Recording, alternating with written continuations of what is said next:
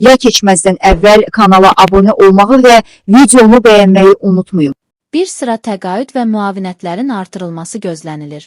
Referans Xəzər TV-yə istinadən bildirir ki, Prezident İlham Əliyev ötən il imzaladığı əhalinin sosial rifahının yaxşılaşdırılması sahəsində tədbirlərin davam etdirilməsi haqqında sərəncamda Nazirlər Kabinetinə sosial müavinətlərin və təqaüdlərin məbləğlərinin artırılması ilə bağlı təkliflərin 3 ay müddətində hazırlanıb təqdim edilməsi tapşırılmışdı.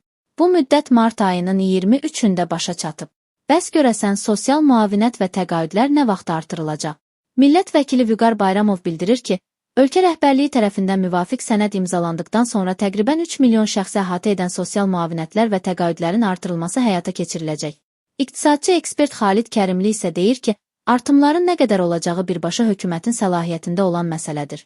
Artıq bunun üçün büdcədə artımlarla bağlı ehtiyatlar yaradılıb və artımların olacağı ilə bağlı cəmiyyətə mesajlar verilib.